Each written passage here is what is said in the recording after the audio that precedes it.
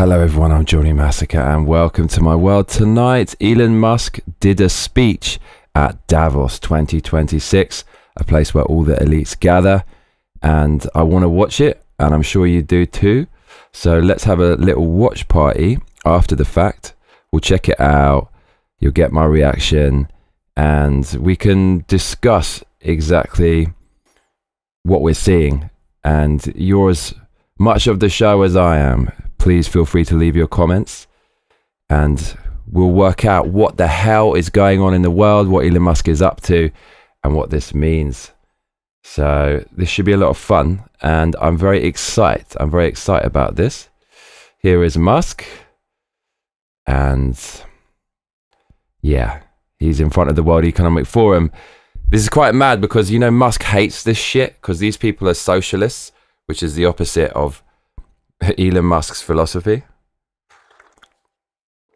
And Elon Musk is pretty spicy when he does an interview, full of confidence as the world's richest man, very eloquent, extremely smart.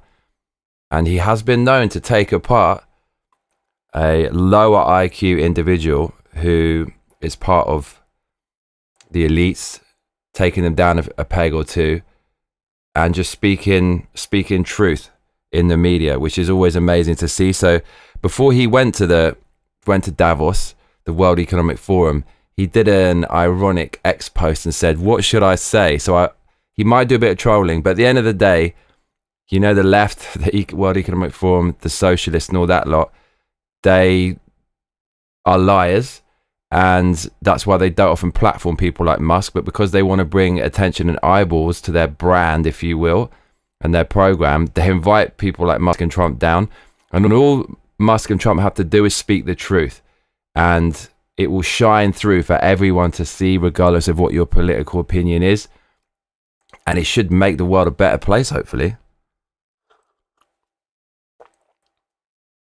So I'm well up for this, cuzzy. Let's listen to Musk's Davos speech. I'm going to react with you. That are going to be after this session? I don't know. I mean, 5. Okay. So good afternoon, everyone. It's great to see everybody here.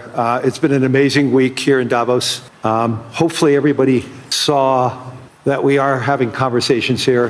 Hopefully everybody agrees. There are some conversations that we may disagree. There's many conversations that we may have agreed. But through those conversations, and I think today's result with a peace agreement earlier today, the World Economic Forum is here to have those conversations, to have understandings, and also resolution. So it's an important component of who we and what we are, and I'm thrilled to have Elon Musk here. He came all the way from California to be here to see all of you. So thank you, Elon. You're most welcome. So that's Larry Fink. He's the CEO of BlackRock. He is literally on record saying, you can find it on YouTube, we need to control behaviors, and he wants to force DEI into everything, which, as you know, destroys everything. If there's DEI anyway in government, video games, movies, sports, it just makes it trash because people are hired not based on merit. So this is the guy who said we need to have that everywhere. We need to force behaviors, and he's in control of one of the world's biggest investment funds. There's some rumors online that he's changing his tune a little bit, and now he's more pro-nuclear and, you know, fossil fuels and stuff. I'll believe it when I see it. So this should be an interesting interview. Slubs, I see you in the comments. What did you have for dinner? Clap shot? I heard about the formation of the Peace Summit, and I was like, is that PIEC? You know, a little piece of Greenland, a little piece of Venezuela. So already, Larry Fink, he obviously say a lot of ick day and is fake and phony and fraudulent. Like I warned you, he's one of these elites that will just come out and say outrageous things and never be held to account. And Musk coming in with some ridiculous comment of joking about Greenland because he knows it's going to ruffle this guy's feathers and he can't be honest. And he's putting this guy in a decision dilemma because he wants to agree with Trump because they invited Trump down to speak, and Trump was all speaking about Fink. It was surprisingly nice to him. but Trump can be diplomatic when he wants to be. But at the same time, you know, this guy hates Trump's policies because he wants socialism and wants DEI, something Trump dismantled. So Elon Musk there giving him a decision dilemma to say he likes Trump and basically say he hates Trump. He's got Larry Fink stuck there and doing a bit of humor. The elites hate that because you can't control laughter. It's honest. It's a reflection of the soul and what you're really feeling. So this is a great kind of tone that Elon Musk has started with here. Stubbs, you had gammon. Sounds tasty, bruv. We got one. All we want is peace.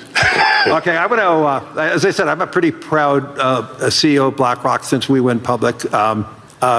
The compounding return of BlackRock to our shareholders was 21%.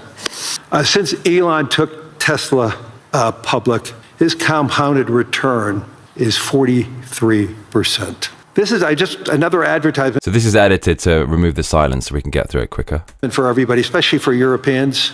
This is why more citizens should be investing with growth, investing with their countries. Imagine if a lot of pension funds invested with Elon when Tesla went public, and how much return would all the pension funds that invested side by side with Elon and the growth. So I wonder what this guy really does because he can barely fucking speak English. He's all over the place. What does he really believe? What's up? What's up? Calm down with Bear. I see you. I see you in the comments. How are you doing?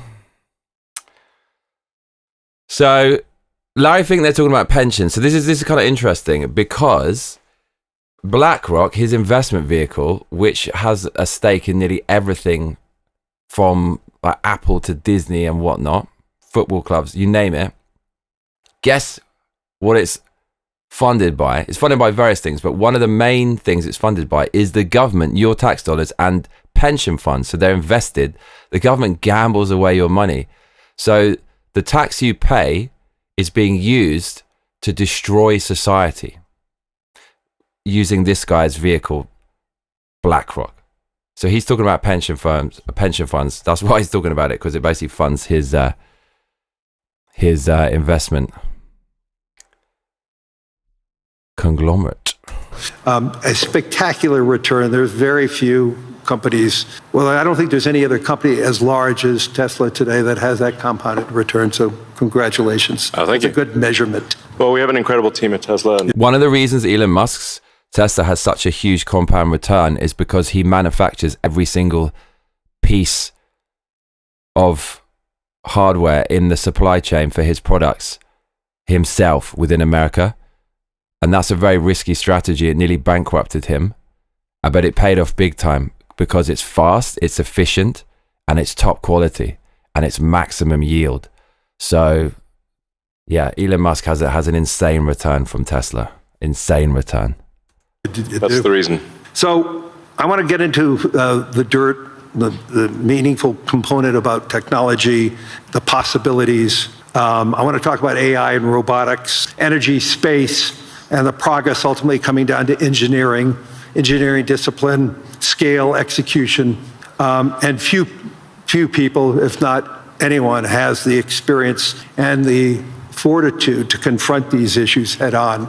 Not just the ideas, but the execution across so many different technologies, Elon, and that's why I thought it was important for us to have this dialogue here in Davos. So you're presently building on AI, on robotics, on space, on energy, all at the same time. When you look across those efforts, what do they have in common from an engineering standpoint?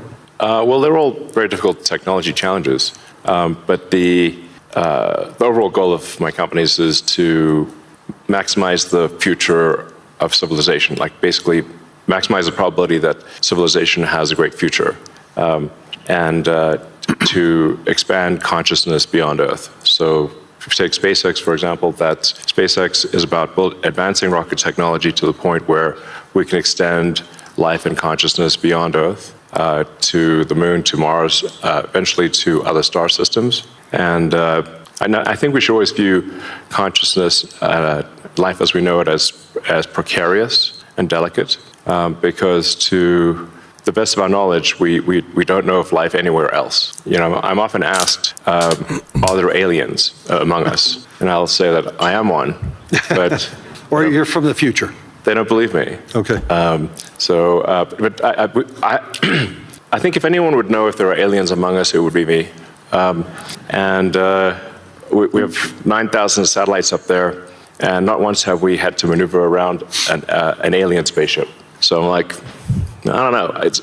Bottom line is, I think we need to assume that life and consciousness is extremely rare, and it might only be us. And if that's the case, then we need to do everything possible to ensure that the light of consciousness is not extinguished. Holy crap, dude.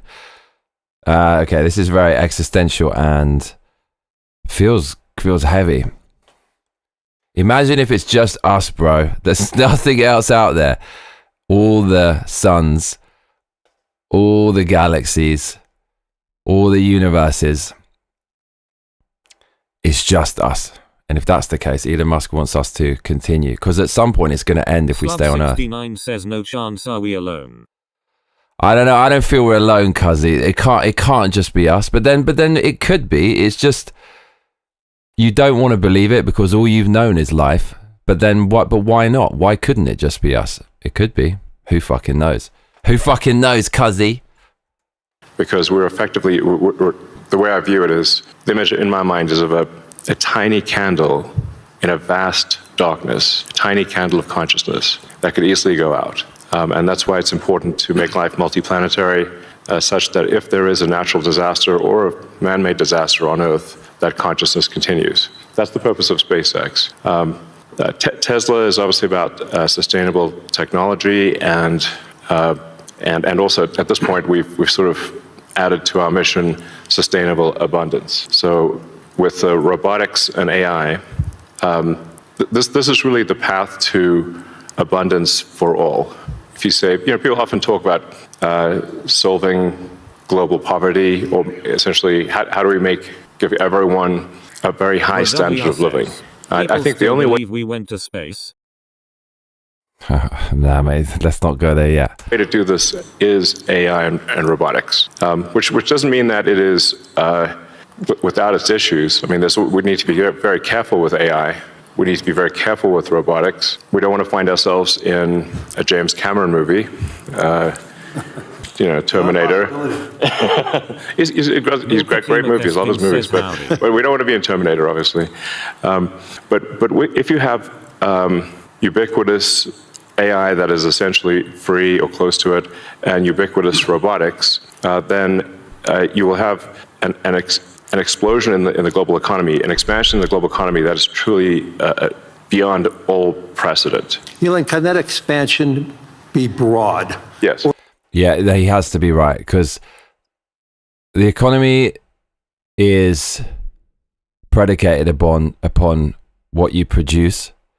And if there's an army of AI robots, the production rate will increase at levels not seen since the Industrial Revolution. It's going to be fucking out of control. So think of the potential for producing things and selling things and just consuming things. Or is it narrow? And how can that be created? How can it broaden the global economy? I don't think Larry Fink knows what the fuck he's talking about. Yeah, I mean, the way to think of it is that if you have a large number of humanoid robots, the economic output is the average productivity per robot times the number of robots. Right. And actually, my prediction is in the benign scenario of the future that the robots will actually make so many robots and AI that they will actually saturate all human needs. Meaning, you won't be able to even think of something to ask the robot for at a certain point. Holy shit. Like there will be such an abundance of goods and services because my prediction is that there'll be more robots than people. So, but how do you then have human purpose in that scenario? Yeah, I mean, nothing's perfect, Dude, he thinks there's gonna be more robots than people. What? How are we gonna power this? This is intense. I mean, it is a necessary. Like you can't have both. You can't have work that has to be done and amazing abundance for all.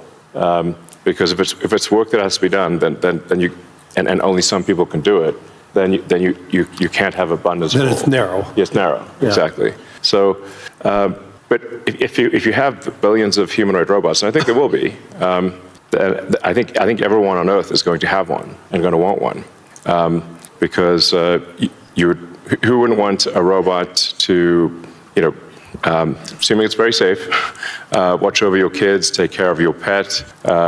If you have elderly parents, a lot of friends of mine have said they have elderly parents. It's very difficult to take care of them. Bro, can you fucking imagine? Can you fucking imagine your parents, but like have a problem, have a stroke or get cancer or dementia, and you've got a robot to help take care of them. It's got your personality in it, like your voice or your vibe. And even if someone has dementia and they get violent and stuff, the robot would be perfect for that. Can you imagine how freaking world changing this is going to be? Expensive. Yeah, it's expensive, and there just aren't enough people to take care of there aren't enough young people to take care of the old people. Right. So if you had a robot, God, it's so dystopian though. Then my mind wanders to mentally ill people. There's not enough young people to take care of old people, and there's just not enough people to take care of mentally ill people. It's just nearly impossible, right? The amount of time and resources it takes. Imagine an army of robots just kind of overseeing and managing and ruling over the mentally ill. We're going into mad dystopian scenarios, aren't we? that could take care of and protect an elderly parent, I think that would be great. That would be an amazing thing to have. I think we will have those things. So, overall, I'm very optimistic about the future. I think we're headed for a future of amazing abundance, which is very cool. And definitely, we are in the most interesting time in history. Agreed. I think there's a more interesting time in history. Can we... But the left hate this guy. This is our best chance of keeping civilization alive and also abundance. The left wants, that's what they claim to want, is a socialist utopia where there's plenty for everyone. I mean, that's what Mao was promising back in the late 1940s. It's plenty for everyone. Nobody basically has to work. What he's offering is everything the left wants, but this just proves the fact that the left don't want what they say they want. And let's be honest, all they want is power, like all Marxists. Because this guy is offering them everything. They actually want to destroy him, and with that, extinguish the human race's chance of survival. It's all ideological with the other side. You think that this guy, right and left, would be able to find common ground with him and support what he's doing. And the left used to, before he aligned with God Emperor Trump. Can you and I reverse aging in this new history, or...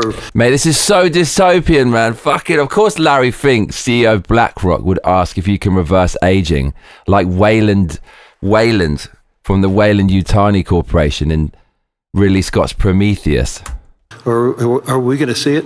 I haven't put much time into the aging stuff. I do think it is a very solvable problem. Like you can, I think when we figure out what causes aging, I think we'll find it's incredibly obvious. It's not a subtle thing. The reason I say it's not a subtle thing is because all the cells in your body, with some pretty much age at the same rate. I've never seen someone with an old left arm and a young right arm ever in my life. So why is that? That means that there must be a clock, a synchronizing clock. Right. Didn't you see 46? That is synchronizing across 35 trillion cells in your body. There is some benefit to death, by the way. It's like there's a reason why we don't actually have a longer lifespan, because if people do live forever for a very long time, I think there's some risk of an ossification of society, of things just getting... Dude, just look at the House of Representatives for an example of that. Have these fucking old people like Schumer and Pelosi. They won't go away. And Mad Maxine Waters, they won't go away. And it just gets more and more corrupt. I don't want to accept this because I just want to live forever. I've always wanted to live forever. I love life so much. Every day I wake up, I'm conscious of the fact that this is going to end. It's, just consciousness is a miracle. Society is a miracle. People are a miracle. I don't want it to end, but I begrudgingly admit that death is as much of a part of life as life itself. You can't extricate one from the other. So I'm with Musk on this. I don't want to believe it. And I hope he finds the key to eternal life, but we've all got to go someday, cuzzy. And it's just the way that it is. Kind of locked in place. It just may become stultifying, just not lack vibrancy. But that said, do I think we'll figure out ways to extend life and maybe even reverse aging? I think that's highly likely. I'm looking forward to that. Yeah. In the future that you talk about, the AI models, autonomous machines, rockets, depends on massive increases of compute. We're going to AI now. So I just want to say, don't you love how Elon Musk is this guy's boss? He's this guy's daddy. He's got way more wealth than Larry Fink. He's way more powerful. He's way smarter. Larry Fink turns up in a non-confrontational navy dark blue suit, and Elon Musk just turns up in a fucking t-shirt because he world's richest man. Increases in energy, expensive energy, manufacturing scale. What are the bottlenecks to get there? And that, once again, with all that expenditures, again, how can we make sure that it's broad and not narrow? I just think the natural thing is it's going to be very broad because AI companies will seek as many customers as they possibly can, and the cost of AI is already very low, and it's plummeting every year. I mean, the cost of AI is almost meaningfully changing on a month-to-month basis. There's open models now everywhere. Yeah. Yes, there's open models, and the open models only lag. They're maybe a year behind. Right. The sort of closed models. So I think the AI companies will seek as many customers as possible, which means they'll provide AI to the world. But the cost of getting to there, the compute, the chips, the fab, the powering, that to me, what are the those are huge. The limiting factor. Yeah, I think the limiting factor for AI deployment is fundamentally electrical power. It's just right. It's energy. Yeah. I mean, we're seeing the rate of AI chip production increase exponentially, but the rate of electricity being brought online is 3%, 4% a year, max. Yeah, it's clear that we're very soon, maybe even later this year, we'll be producing more chips than we can turn on. But except for China. China's growth in electricity is tremendous. They're building 100 gigawatts of nuclear as we speak. Actually, solar is the biggest thing. Yeah. Okay, so this is interesting. Do you see how I think Incy talks about nuclear? So this is a guy who's obviously aligns himself with DEI policies, ESG policies, something that BlackRock does. And there are rumors online that he's now more aligning with reality, that we can't power the world on green energy because it's ridiculously expensive. And like Trump says, I agree with him, it's a bit of a scam. Larry Fink segueing there into nuclear energy is kind of interesting, because if he was totally against it, I don't think he'd even mention it. I don't think he'd name drop nuclear. So quite interesting there. Elon Musk is now going to talk about solar. A lot of libertarians and capitalists hate things like solar. They see it within the same sphere as wind power, something Trump hates. But Elon Musk is the first guy who, I don't even think he's center right. He's basically a libertarian. The Overton window shifted so much. He looks like he's right wing compared to how far the left have gone off the deep end. But Elon Musk is a centrist. And I think he's the first person that's not associated with the left who's actually saying that solar is great. And not only does he say it's great, he says it is the future. It's going to be the energy source. That really opened my eyes. That was interesting for me.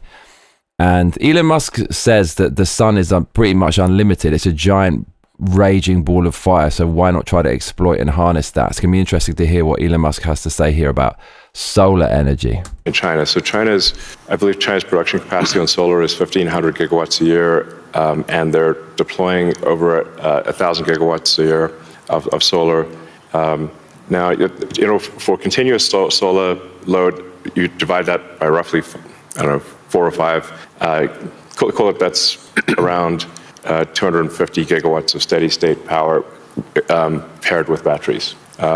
And that's a very big number. That's half of the average power usage in the U.S. Right. So U.S. power usage on average is 500 gigawatts. Right. China, just in solar, just in solar that can provide steady state power and batteries, can do half of the U.S. electricity output per year just with solar. Solar is by far the biggest source of energy. And actually, when you look beyond, or even on Earth, but certainly beyond Earth, the sun rounds up to 100% of all energy. This is an important thing to consider. So the sun is 99.8% of the mass of the solar system. Jupiter is about 0.1%, and everything else is miscellaneous. Now, even if you were to burn Jupiter in a thermonuclear reactor, the amount of energy produced by the sun would still round up to 100%, because Jupiter is only 0.1%. If you teleported 3 more Jupiters into our solar system, and burnt 3 more Jupiters and everything else in the solar system, the sun's energy would still round up to 100%. Mm-hmm. So it's really all about the sun. And that's why one of the things we'll be doing with SpaceX within a few years is launching solar-powered AI satellites. Right. Because the space is really the source of immense power, and then you don't need to take up any room on Earth. Essentially, to make energy, you're burning stuff to create a reaction, and then you're using the energy caused in the reaction to power something. The sun is already doing that. So logically, what he's saying makes total sense. I just don't think we should stop investing in fossil fuels and coal and fracking and all that kind of stuff. I think we should keep doing that, and then something like this should be the main side project. So much room in space, and you can scale to enormous. You can scale to, I think, ultimately hundreds of terawatts a year. You and I have had these conversations before, but why don't you tell the audience what would it take for the United States, and what type of geography would it take to have that solar field to electrify the United States? And then let me ask a question: why aren't we doing it? Yeah. So, I guess a rough way to think about it is 100 miles by 100 miles, or call it 160 kilometers by 160 kilometers of solar is enough to power the entire United States. So the 100 mile by 100 mile area is you could take basically a small corner of Utah, Nevada, New Mexico. Obviously, you wouldn't want it all in one place, but it is a very small percentage of the area of the U.S. to generate all of the electricity that the U.S. uses. And the same is true, actually. For Europe, you could take a small part. You could take relatively unpopulated areas of, say, Spain and Sicily, and generate all of the electricity power that Europe needs. So why don't you think that there's a movement towards that here? Mate, is this for real? You can take relatively unpopulated areas in Sicily, for example, and power the whole of Europe. We could do that now? Is this for real? And in the United States. There is... As it is in China. Well, unfortunately, in the U.S., the tariff barriers for solar are extremely high, and that makes the economics of deploying solar so artificially high, because China makes almost all the solar, What would it take for Europe or the U.S. to build it commercially? I really would love to hear some experts in the comments follow up on this. Whether you could take unpopulated land in Sicily and power the whole of Europe with solar. Obviously, fossil fuels is the most abundant and efficient energy source, because countries that use a lot of them have lower prices because it's cheaper to make everything. Everything is created by fossil fuels. This mic cap, this microphone, this fucking bottle, like take your pick. But if we can power the whole of Europe with just an unpopulated space full of solar panels in Sicily, then you'd have to wonder how much of the fossil fuel industry comes down to corruption and lobbying politicians and stuff. You'd have to wonder, is this really true? Very curious. It's that scale. Yeah, I think. Well, I can tell you what we're going to do. SpaceX and Tesla is we're building up large-scale solar. Right. So the SpaceX and Tesla teams both separately are working to build to 100 gigawatts a year of solar power in the U.S. This guy is going to be worth, I don't know how many trillions in 10 years. If he's got AI locked down, which is the next, it's basically like, it's going to be the equivalent of the Industrial Revolution. And he's got travel locked down, vehicles locked down. And he's got space locked down. And he's got all of planet Earth's energy resources locked down. This guy's going to be our overlord, man. Of manufactured solar power. That'll probably take us, I don't know, about 3 years or something. But these are pretty big numbers. Mm-hmm. I'd encourage others to do the same. We obviously don't control the U.S. Tariff policy, mm-hmm. But for other countries, I would recommend that China makes solar cells that are incredibly low cost, and I think it would be worth doing large-scale solar. So I know you're going to be having a couple of big announcements on robotics and what it can do. I mean, when I went to the factory, you showed me those robots. Yeah. Mate, Larry Fink, CEO of BlackRock, hanging out with the Trumpster and Elon Musk. Are we seeing a changing of the guard here? Are we seeing a turning of the tide? A cultural, political, economic shift? I hope so. How quickly, you talked about the billions of robots, but how quickly can they be deployed in a manufacturing setting? How quickly can they be utilized and be functional and create that abundance that you talked about? Well, humanoid robotics will advance very quickly. I think we do have some of the Tesla Optimus robots doing simple tasks in the factory. Right. We accept probably later this year. By the end of this year, I think they'll be doing more complex tasks, but still deployed in an industrial environment. And probably sometime next year, I'd say that by the end of next year, I think would be selling humanoid robots to the public. Dude, end of 2027, we're going to have robots.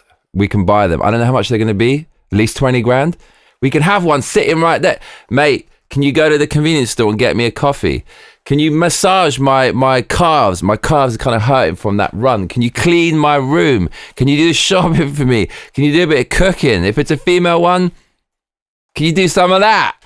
Can you explain this to me? Can you entertain me? Can you sing for me? Can you... It's coming. It's coming. The revolution, the AI revolution is coming. That's when we are confident that it's very high reliability, very high safety, and the range of functionality is also very high. You can basically ask it to do anything you'd like. You're already seeing that in Tesla cars, the software changes that you're doing. And what is it, every quarter now, a software change that upgrades the ability of the robot within the car? Yes, the Tesla full self-driving software, we update it sometimes once a week. Recently, some of the insurance companies have said that it is actually so safe, when Tesla full self-driving is so safe that they're offering customers half-price insurance if they use Tesla full self-driving in their car. And that can be monitored by the insurance company? Is that part of the agreement then? Yeah. If AI robots are going to do everything and produce everything, especially dark, dirty, and dangerous jobs and low-skilled jobs, does that mean we don't need any more migrants from third world countries anymore? Because I thought we need them to take the jobs. Does that mean we don't need them anymore? I wonder, Cuzzy. I think self-driving cars is essentially a solved problem at this point. Right. And Tesla's rolled out a sort of robotaxi service in a few cities, and Right. will be very, very widespread by the end of this year within the U.S. And then happening. we hope to get supervised full self-driving approval in Europe, hopefully next month. Really that quickly? Yeah, and then maybe a similar timing for China, hopefully. I want to move to space because historically space is very capital intensive. It historically been done by governments. Obviously, SpaceX changed the whole model. But we've seen it slow to scale, and now I'm starting to see it ramping up in what you're doing and other things. Talk to us about the automation and AI, how it's changing the economics in building and preparing for us in operating in space. Sure. Well, the key breakthrough the major breakthrough that SpaceX is hoping to achieve this year is full reusability. So no one has ever achieved full reusability of a rocket, which is very important for the cost of access to space. We've achieved partial reusability with Falcon 9 by landing the boost stage. We've now landed the boost stage over 500 times. But we have to throw away the upper stage. The upper stage sort of burns up on re-entry for Falcon 9. So, and the cost of that is equivalent to a small to medium-sized jet. So, but with Starship, which is a giant rocket, it's the largest flying machine ever made. That's a rocket that you're using for the idea of going to Mars, right? Yeah, Mars and the Moon, as well as for high-volume satellite stuff. So, Starship. Hopefully this year we should prove full reusability for Starship, which will be a profound invention because the cost of access to space will drop by a factor of 100 when you achieve full reusability. Right. It's the same sort of economic difference that you would expect between, say, a reusable aircraft and a non-reusable aircraft. Like if you have to throw your aircraft away after every flight, that would be a very expensive flight. But if you only have to refuel, then it's the cost of the fuel. And so that's really the fundamental breakthrough that gets the cost of access to space, we think, below the cost of freight on aircraft. So, under $100 a pound type of thing easily. Wow. So it makes putting large satellites into space very low, very cheap. And then when you have solar in space, you get 5 times more effectiveness, maybe even more than that, than solar on the ground, because it's always sunny. It's cold.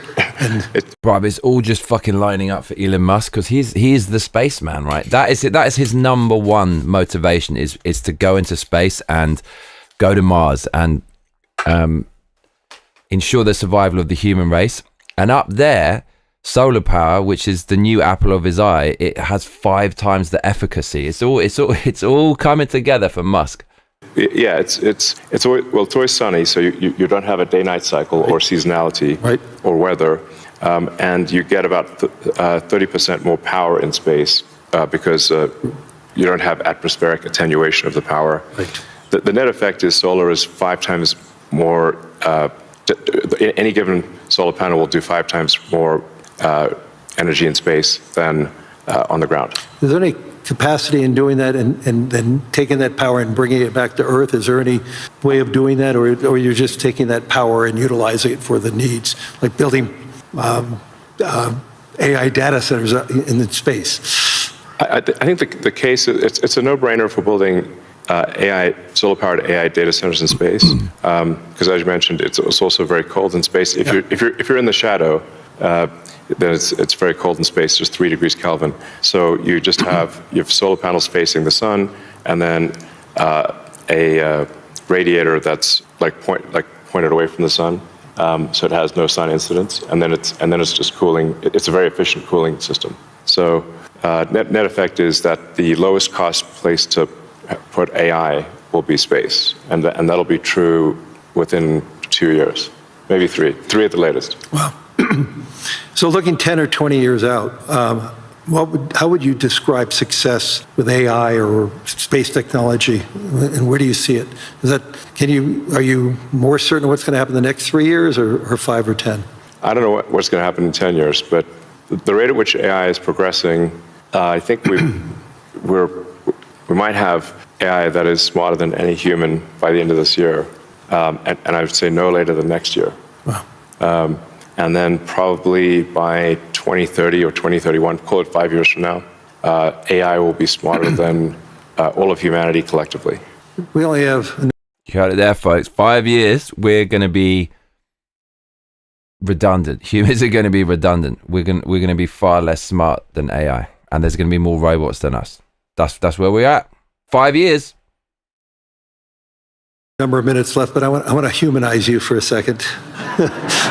So there's no speculation that you're... Make a joke about peace. Right. I want to... I would frame this question by, you are the most successful entrepreneur, industrialist in the 21st century, maybe beyond.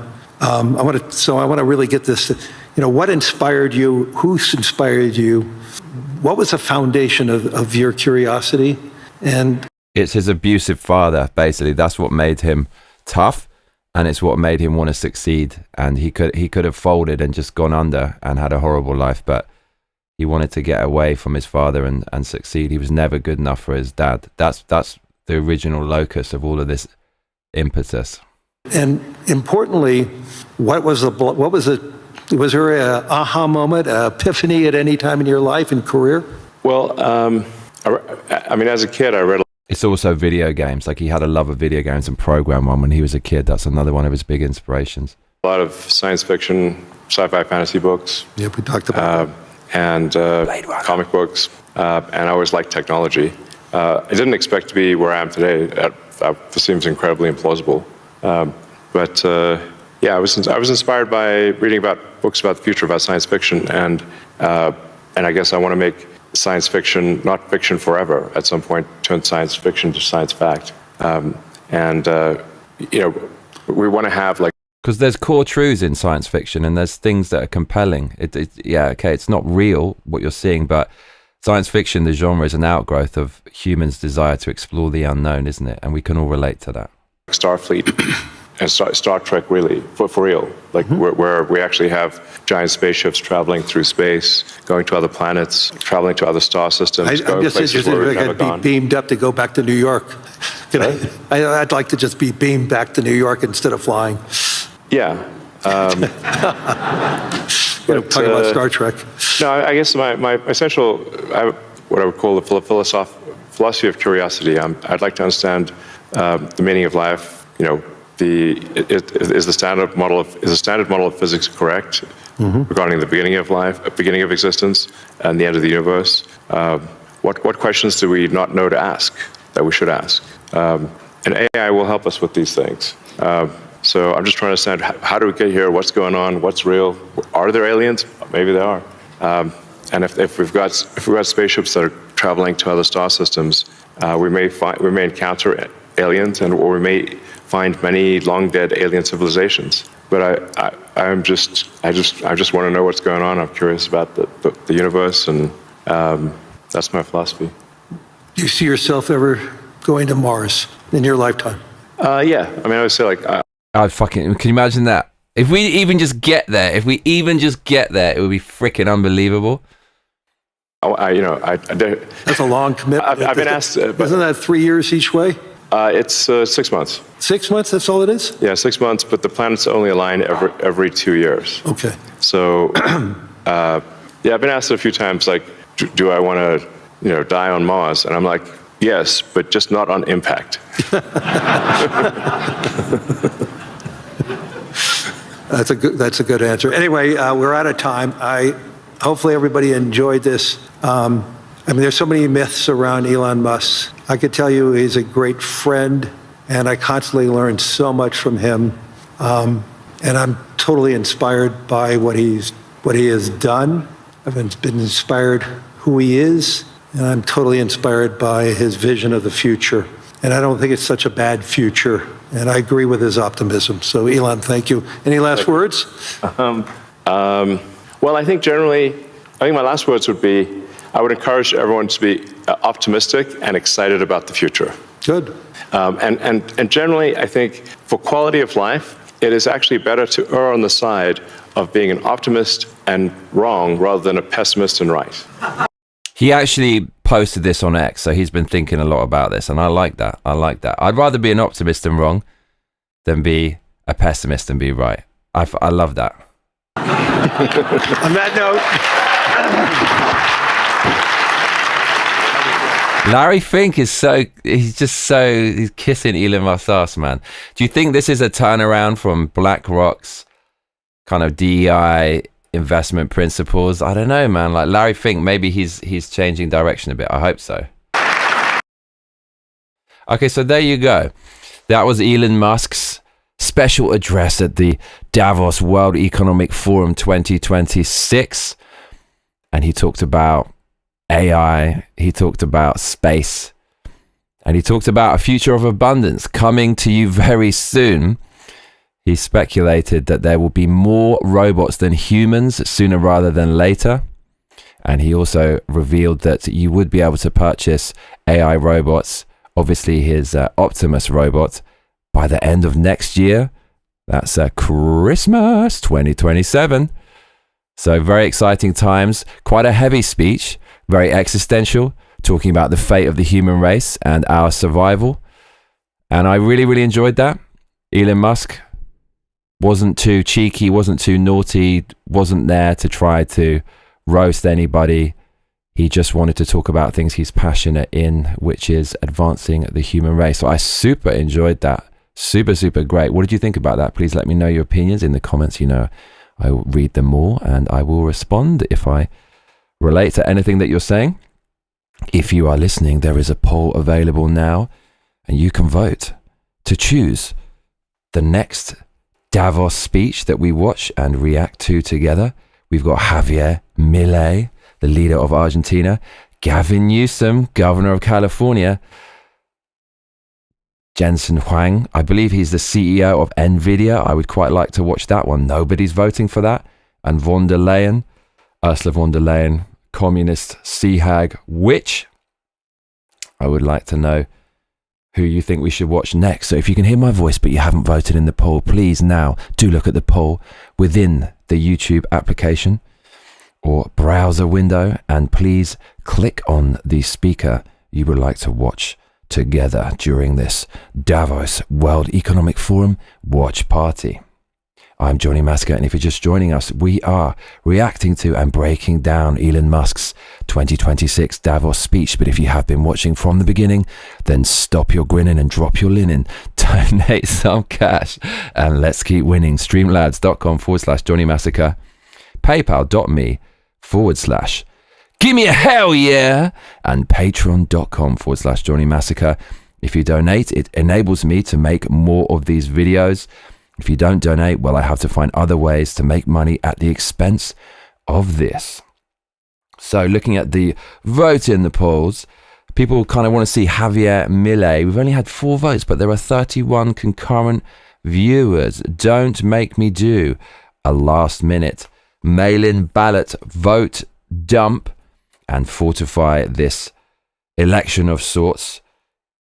Please, you choose the next Davos speaker in a fair and free democratic fashion. It looks like Javier Milei might be the one we are going to watch because he currently has 50% of the vote.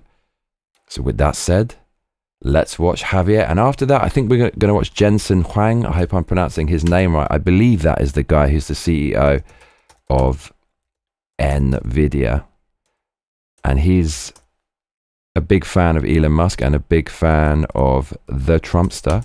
So I would be looking forward to that very much. Yeah. So we'll watch that after Javier. So let's watch the leader of Argentina's speech at Davos. Now this should be an absolute doozy because he's quite the outspoken character and he is a full-on libertarian. Here we go, everyone. Javier Milei. His address at the Davos Conference 2026. in 2024, I stated that the West was in danger as a result of having embraced increasing doses of socialism in its most hypocritical form, which is wokeism. In 2025, I explained the mental parasites sown by the left in humanity. 2026 is the year in which I bring you good news. The world has begun to awaken. The best proof of this is what is happening in the Americas with the rebirth of the ideas of liberty. The Americas will be the Into my veins with this! All of it. beacon of light that will once again illuminate the entire West. The expressions of gratitude towards the foundations in Greek philosophy, Roman law, and Judeo-Christian values. That better Javier! Mate, you're too good for Argentina, cuzzy. We need you in America. Listen to this guy. future exists only if we return to the roots of the West, which means returning to the ideas of liberty. And beyond the continuous disasters caused by socialism throughout the 20th century, we can see the terrible damage done in Venezuela. Not only 80% collapse in GDP, but something far worse still, namely the establishment of a bloody narco dictatorship whose terrorist tentacles spread across our entire continent in the Americas. Therefore, today more than ever, in the face of the ethical and moral degradation afflicting the West as a result of embracing the new socialist agenda, it is necessary to once again promote the ideas of freedom. Beyond the enormous achievements we have exhibited during these years in office, having eradicated a fiscal deficit of 15% of GDP, reducing inflation from 300 to 30%, lowering country risk by 2,500 basis points and restoring economic growth, with poverty falling from 57 to 27%, pursuing public policies guided by ethical and moral values, I would like to focus on the case of the Ministry of Deregulation, or, as we call it back home, the Ministry of Increasing Returns. This ministry is inspired by the evolution of per capita GDP since the beginning of the Christian era, and it is in the shape of a hockey stick. This figure arises from the fact that until the year 1800, per capita GDP remained almost constant, and from that point onwards, it increased 15-fold in a context in which the size of the population increased tenfold. In parallel, as GDP grew, extreme poverty fell from levels of 95% to 10%. However, this marvel implies the existence of increasing returns, which in economics are associated with concentrated market structures. And this is where the public policy dilemma between Pareto efficiency and justice arises. In Pareto analysis, increasing returns entail the existence of non-convexities returns and with them economic growth. Consider the effects caused by regulation around the world.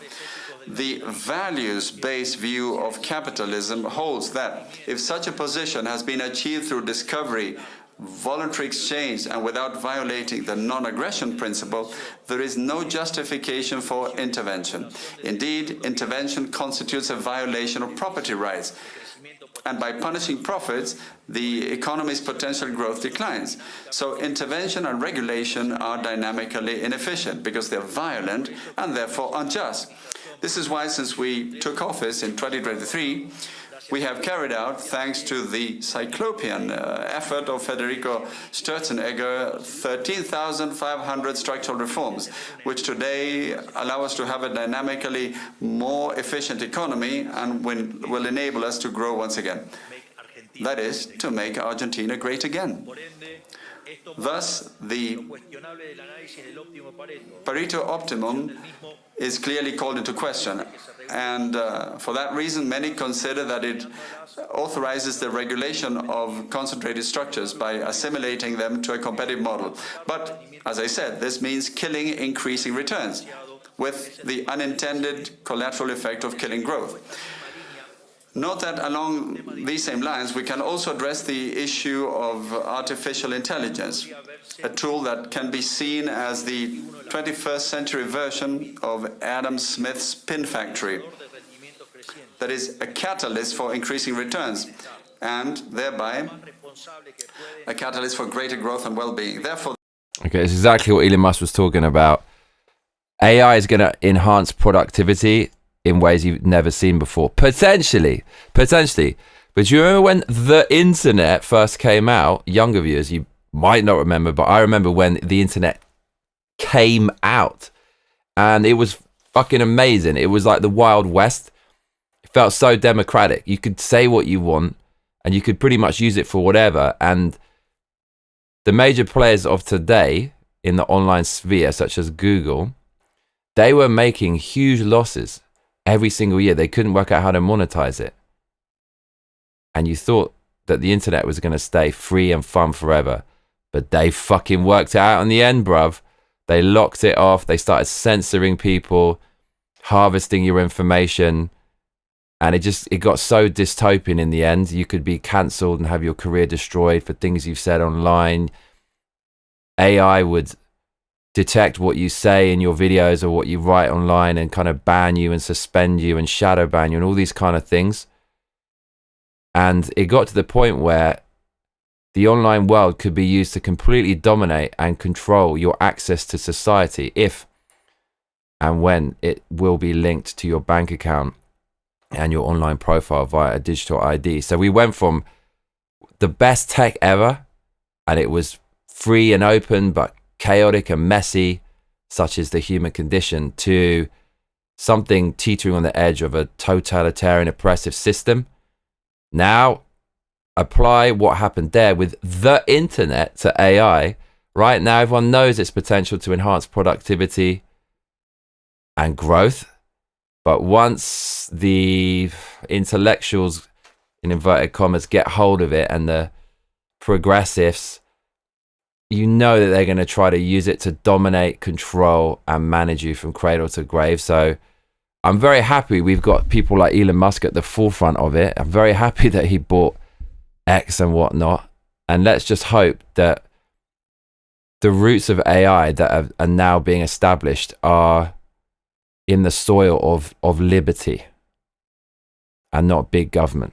So you can only pray and hope for that.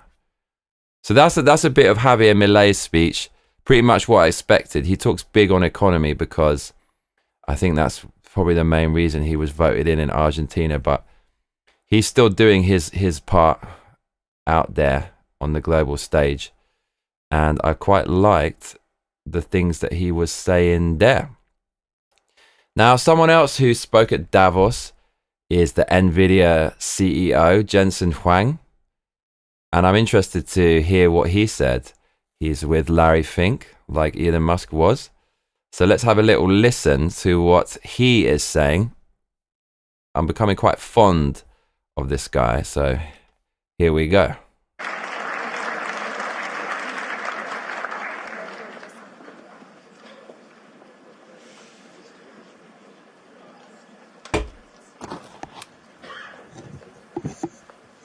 Good morning, everyone. It's really nice to be back here at Congress Hall. Hopefully everybody had a good day yesterday and are enjoying it today. It is my real pleasure to introduce Jensen Huang, who is somebody I admire. Larry Fink reminds me of a more emaciated version of the bad guy in Marty Supreme. Somebody I've watched, and somebody who has been a teacher to me on the journey of learning about technology and AI. It is amazing watching how he led NVIDIA. And I don't measure myself on comparisons, but I like this one comparison. So since NVIDIA has been public, which was in 1999. Wow. Same year as BlackRock. Oh boy. Okay. Now, NVIDIA's total return for its shareholders has been a compounded 37%. Just think about that. What would that mean to every pension fund if they invested in NVIDIA as an IPO? This motherfucker's always talking about compound returns and pension funds. Okay, let's keep going, Larry. As we have with everybody's retirement. At the same time, BlackRock's annualized total return has been 21%. Not so bad for financial services company, but it certainly pales. And so that is just a really great indication of Jensen's leadership, the positioning of NVIDIA. And also, it is a great statement about what the world believes in the future of NVIDIA. So, Jensen, congratulations on that journey, and I know we have many more years of that journey ahead of us. Thank you. I appreciate that. My only regret was at the IPO, after the IPO, I wanted to buy my parents something nice, and so I sold NVIDIA stock at a valuation of $300 million. The company was at a valuation of $300 million. Oh, no. I bought them a Mercedes S-Class. It is the most expensive car in the world. They regret it. Do they still have it? Oh, sure. Yeah, Good. They still have it, yeah. Good. Let me go into the subject matter now, but I just want to say, the debate on AI is about how it's going to change the world and the global economy. Today, I want to talk about how AI can add to the world economy, and how AI can increasingly become a foundational technology that everyone in this room can be utilizing. I'm starting to get concerned because World Economic Forum is one of the most nefarious organizations in the world, and all they're talking about is AI. And they want you to live in 15-minute cities. They want mass migration and importing millions of military age fighting age men from war-torn countries into first world Western countries. They want to reduce meat consumption almost entirely. They want all of these things, and all they're talking about is the power of AI, which obviously they want to use to further their aims. I'm starting to get fucking concerned. Enhancing our lives, enhancing the lives of everyone in the world. And we need to talk about how it's going to reshape productivity, labor, infrastructure across virtually every other sector. But importantly, how it's going to reshape the world, and how can more segments of the world benefit from AI, and how can we ensure that we have and these people don't want to help you. He's always talking about benefiting, but these people do not want to help you. They obviously have a financial interest underpinning everything, but really at this level of money and wealth, these people want more, and they want to control, and they want to kind of reshape society. Is this concerning as fuck, actually? a broadening of the global economy, not a narrowing of the global economy. And I can't. This guy's kind of a dumbass. Like he has these rote ideological talking points that he just lists like he's reading off a checklist. He's not actually speaking from the heart. So you wonder, like, this guy's clearly some kind of puppet. Think of another person who has a clearer view on not just what AI is, but the infrastructure around it, the infrastructure that is necessary to build around it. And because so many of the major hyperscalers are utilizers of what NVIDIA creates, and the whole engagement around the infrastructure around AI, the potential of AI, I think we have a great voice to listen to this afternoon or this morning. So Jensen, once again, thank you. This is his first time here at the World Economic Forum in Davos, and I know you have a really busy schedule, so thank you for taking that time. I appreciate that. So let me go right into it. Why do you believe that AI has the potential to be that significant engine of growth? And what makes this moment, this technology, different than past technology cycles? Yeah, this is, first of all, when you think about AI and you're interacting with AI in all these different ways, ChatGPT, of course, using Gemini, of course, using Anthropic, Claude, of course, and the magical things that it could do, it's helpful to reason back to the first principles of fundamentally what is happening to the computing stack. This is a platform shift. A platform is something where applications are built on top of. And this is a platform shift like the platform shift to PCs. New applications were developed to run on a new type of computer. Platform shift to the internet, a new type of computing platform, hosted all kinds of new applications, a platform shift to mobile cloud. In each and every one of these platform shifts, the computing stack was reinvented and new applications were created. This is a new platform shift in the sense that today you're using ChatGPT. It's important to understand that itself is an application, but very importantly, new applications will be built on top of ChatGPT. New applications will be built on top of Anthropic. This is kind of mad because obviously I'm a music producer and an engineer. And at the moment, you kind of get music software that's not built on top of AI. AI is built on top of it. So it has some integration and functionality. But you feel you need something from the ground up. So can you imagine, for example, music production software that's built on the platform of AI pretty much from scratch? I mean, fuck it. It's, oh my God, man. The potential for that is unreal. Claude, for example. And so it's a platform shift in that way. AI is really easy to understand if you realize what it can do that you could never do before. Software in the past was effectively pre-recorded. Why do men sit like this, man? Why do they do it? Humans would type and describe the algorithm or the recipe for the computer to execute. It was able to process structured information, meaning you've got to put the name, the address, their account number, their age, where they live. You create these structured tables that software would then go and retrieve information from. We call it SQL queries. SQL is the single most important database engine the world's ever known. Almost everything ran on SQL before now. Now we have a computer that can understand unstructured information, meaning it can look at an image and understand it. It could look at text and understand it. It's completely unstructured. It could listen to sound and understand it. And its understanding is increasing all the time behind the scenes, even when ChatGPT, for example, to name one of the various AIs you can use right now, hasn't upgraded to a new version. It's still improving behind the scenes. Compare that to old technology. You have a computer, it just never improves.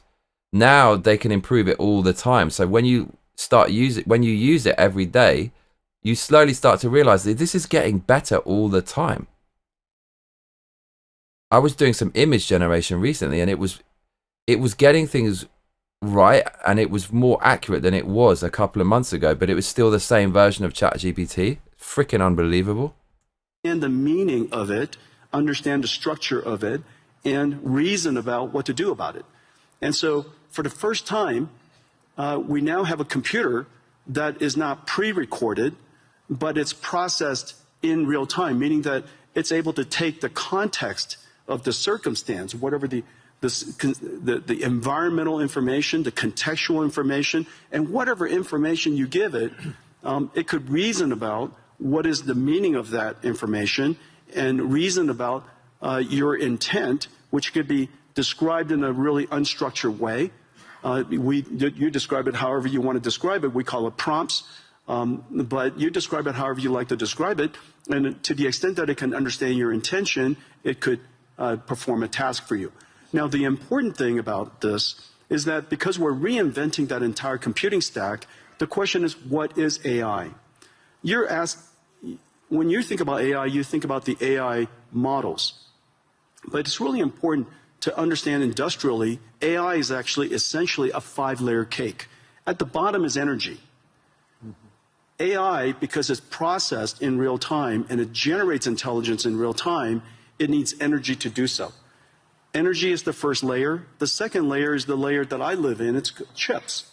Chips and computing infrastructure. The next layer above it is the cloud infrastructure, the cloud services. The layer above that is the AI models. This is where most people think AI is. But interesting how he puts AI models above cloud. I would have thought the cloud should be nearer the top. That's quite interesting. don't forget that in order for those models to happen, you have to have all of the layers underneath it. But Right. the most important Makes layer, sense. and this is the layer that's happening right now, the reason why last year was an incredible year, frankly, for AI, is that the AI models made so much progress that the layer above it, which is ultimately the layer that we all need to succeed, the application layer above that. And so this application layer could be in financial services, it could be in healthcare, it could be in manufacturing. This layer on top ultimately is where economic benefit will happen. It's really fascinating, man. This has been really informative. So he's talking about the platforms we use and how the platforms dictate the applications. So you had the original PCs and you had faster computers. Perhaps he was referencing silicon technology and the applications that are created therein. And now he's explaining the architecture of AI, and he said it's the bottom is energy. It's a 5-layered cake. The bottom is energy, the second is chips, the third is cloud, and the fourth is the AI model, and the fifth layer, the icing on the cake, if you will, maybe the cherry, to use an apt metaphor, is the applications. And that's really what he's been talking about. So I'm quite clear on that. And he explains it very, very well. The important thing, though, because this computing platform requires all of the layers underneath it, it has started, and you guys are, everybody's seeing it right now, it has started the largest infrastructure build out in human history. We're now a few $100 billion into it. That's it. We're a few $100 billion into it. Larry and I, we get the opportunity to work on many projects together. There are trillions of dollars of infrastructure that needs to be built out, and it's sensible. It's sensible because all of these contexts have to be processed so that the AI, so that the models can generate the intelligence necessary to power the applications that ultimately sit on top. And so when you go back and when you reason about it layer by layer by layer, and you realize that the energy sector is now seeing extraordinary growth.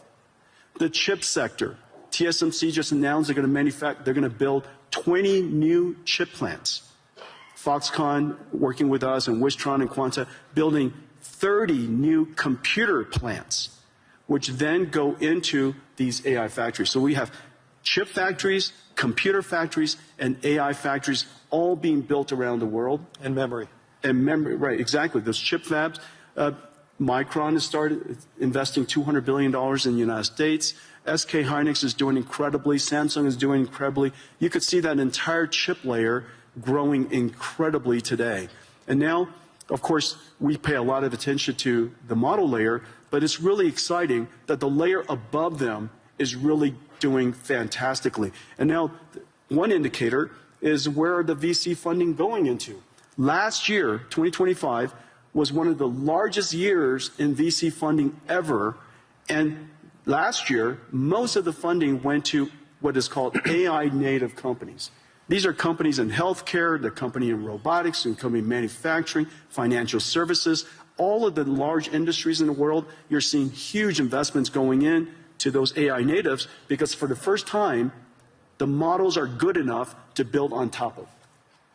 So let's just dive a little further. Obviously, everybody, I'm sure, uses their own chatbot and getting information. So, but you're talking about the dispersion of AI is going to be the key. Let's talk about it, like go into a little more upside ideas related to the dispersion of it in the physical world. You mentioned, obviously, that healthcare is a great example of that. But where do you see the transformational opportunities in areas like transportation or science? Well, last year, I would say last year, I would say three major things happened in AI, in the AI technology layer, the model layer.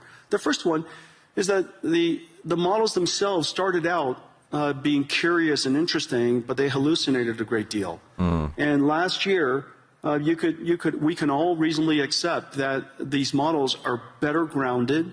They could do research. They can reason about circumstances that maybe they weren't trained on, break it down into step-by-step reasoning steps and come up with a plan to answer your question, do your research, or perform the task. So last year, we saw the evolution of language models becoming AI systems that we call agentic systems, agentic AI. The second major breakthrough is the breakthrough of open models. Several years ago, was it a year ago, DeepSeek came out? Last year. And DeepSeek was, a lot of people were quite concerned about it. Frankly, DeepSeek was a huge event for most of the industries, most of the companies around the world, because it's the world's first open reasoning model. Since then, a whole bunch of open reasoning models have emerged, and open models has enabled companies and industries, researchers, educators, universities, startups, to be able to use these open models to start something and create something that's domain specific or specialized for their needs. The third area that had enormous progress last year was the concept of physical intelligence, of physical AI. AI that understands not just language, but AI understands, if you will, nature. And it could be AI that understands the physical world here, AIs that understand proteins, chemicals, natural physics, for example, fluid dynamics, particle physics, quantum physics, AIs that are now learning all these different structures and different languages, if you will. Dude, this is so insane. And AI never gets tired, dude. It's always computing. Can you imagine what it's going to invent in science in the next 5 to 10 years? This is absolutely mental. I don't know. Part of me, the skeptic in me, doesn't want to accept that it's going to be this drastic and these people are overhyping it. But at the very least, I think life is going to change very drastically very soon. Proteins is essentially a language. And so all of these AIs are now making such enormous progress that these industrial companies, whether it's manufacturing or drug discovery, are really making great progress. And one of the great indicators is a partnership that we had with Lilly, that they realize now that AI has made such extraordinary progress in understanding the structure of proteins and the structure of chemicals, essentially being able to interact and talk to the proteins like we talk to ChatGPT. We're going to see some really big breakthroughs. So all these breakthroughs raises concerns about the human element. You and I have had many conversations on this, but Mate, my head is hurting. My head is hurting now. So Musk said that AI is going to be more intelligent than humans shortly. So once it gets to that point and it has more knowledge than us and it's far more intelligent than us, and obviously it already works things out way quicker than us, what is the use for humans? Because we're going to be inferior. AI will know how to innovate and create. So humans are just going to be inferior. And then what's going to happen then? AI is just making stuff. It's obviously going to be controlled by humans.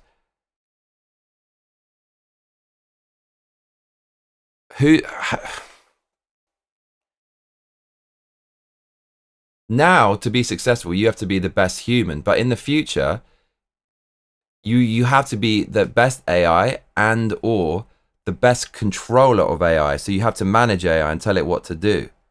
So it's not going to be so much about your creative skills or your ability to produce. It's going to be about your management skills and your vision to determine how successful you are.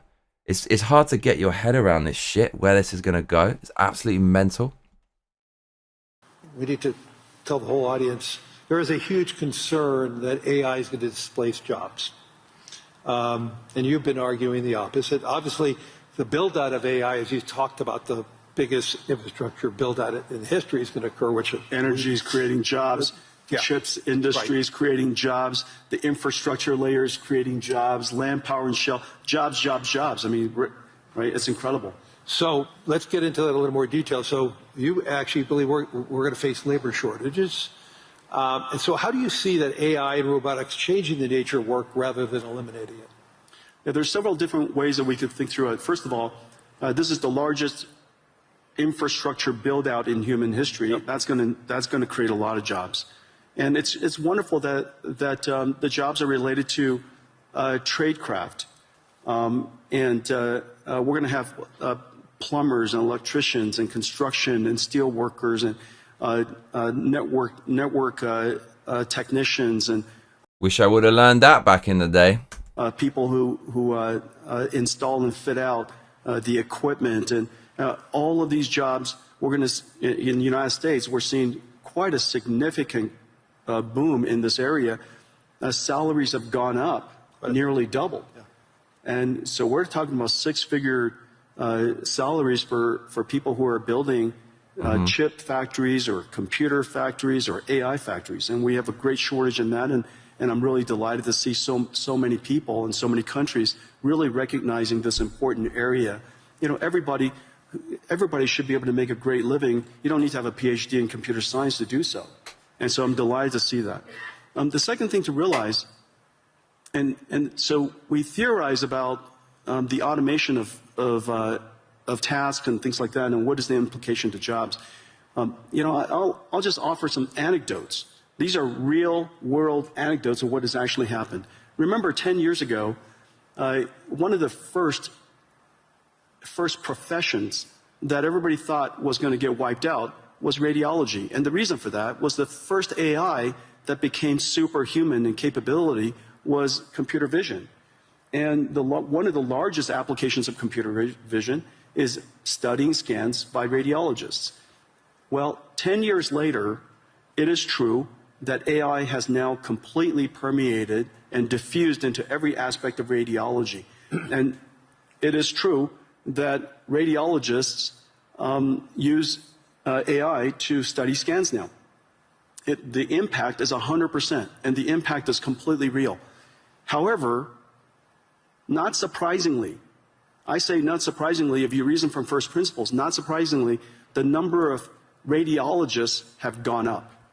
Is that because of lack of trust or is that because the human interaction with with the results of AI is a better outcome? Exactly. The reason for that is because a radiologist, their purpose of their job is to diagnose disease, to help patients diagnose disease. That's the purpose of their job. The task of the job includes studying scans.